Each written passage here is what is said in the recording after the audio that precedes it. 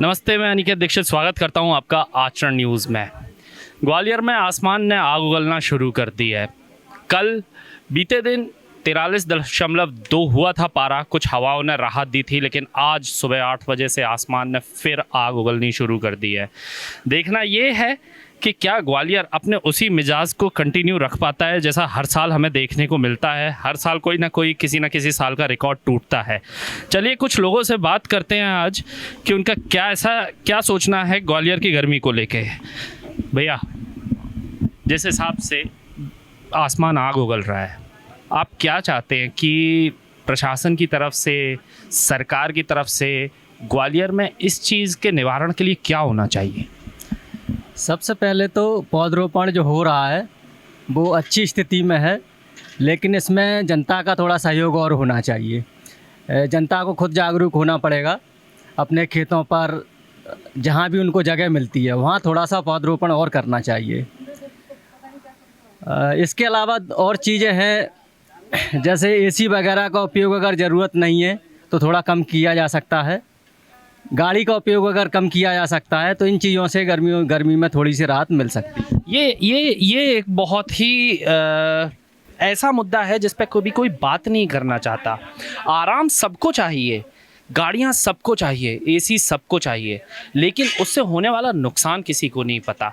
बहुत बेहतर होता है कि अगर हम अपनी रोज़मर्रा की ज़िंदगी के लिए पब्लिक कन्वेंस को यूज़ करें तो हम शायद एक गाड़ी से ही काफ़ी क्लोरोफ्लोरोकार्बन, जो गर्मी बढ़ाने में काफ़ी कारगर साबित होता है और ग्लोबल वार्मिंग जैसी स्थिति को बढ़ाने में बहुत ज़्यादा ट्रिगर करता है, उसका हम बहुत स्तर तक रोकथाम कर सकते हैं अगर हम हमारी खुद की गाड़ी में भी एसी का कम इस्तेमाल करें, बहुत मजबूरी में गाड़ी इस्तेमाल करें।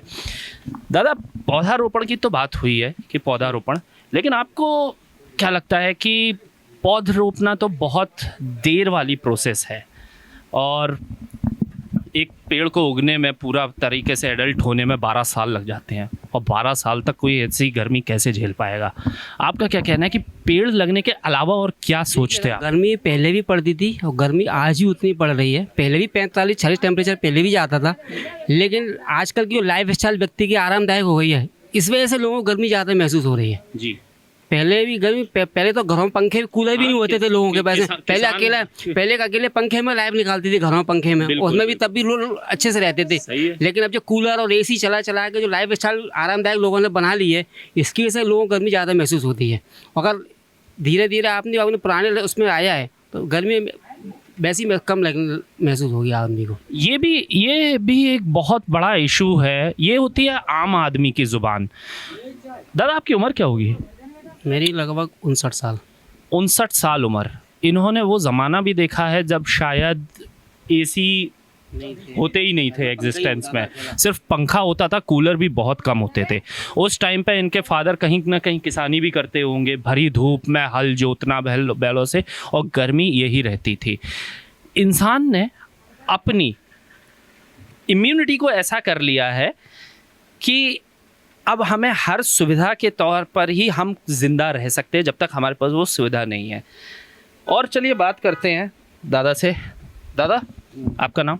विनोद जैन। विनोद जैन, आप क्या सोचते हैं प्रशासन को, जैसे दिल्ली मुंबई में होता है ठंडे पानी का छिड़काव होता है, जबकि वहाँ तो चंबल संभाग जैसी गर्मी भी नहीं पड़ती इस हिसाब से, मुंबई वगैरह में वहाँ तो नमी वाली होती है।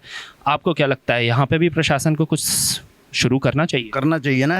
अब जगह जगह छिड़काव वगैरह नहीं, पहले तो आदमी की समस्या आया कि पानी, सबसे पहले पानी के लिए तो अभी आदेश आए थे कि रेगुलर पानी मिलेगा नगर निगम के।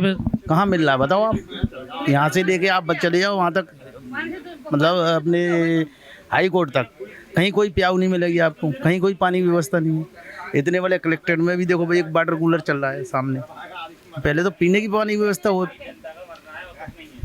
पानी एक ऐसा इशू जिसके बिना ना हम जिंदा रह सकते हैं, ना आप, ना कोई जीव जंतु, पशु पक्षी परेशान होते हैं। अगर आप पौधारोपण भी करते हैं उसके लिए भी पानी बहुत इंपॉर्टेंट होता है। और कलेक्ट्रेट जैसी जगह में एक वाटर कूलर होना, ये भी व्यवस्था की सिस्टम को समझाता है कि हाँ, यहाँ पे आम जन के लिए जिस दिन जन सुनवाई होती है उस दिन कम से कम वाटर कूलर्स की अच्छी व्यवस्था होनी चाहिए। तो ये थी हमारे आज की खास रिपोर्ट। मेरे साथ अनिकेत दीक्षित के साथ मैं जल्दी आपसे फिर मिलूँगा।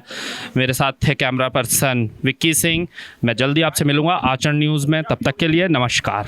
देश दुनिया की सभी खबरें देखने के लिए जुड़े रहिए आचरण न्यूज से। आचरण न्यूज, हर कदम आपके साथ।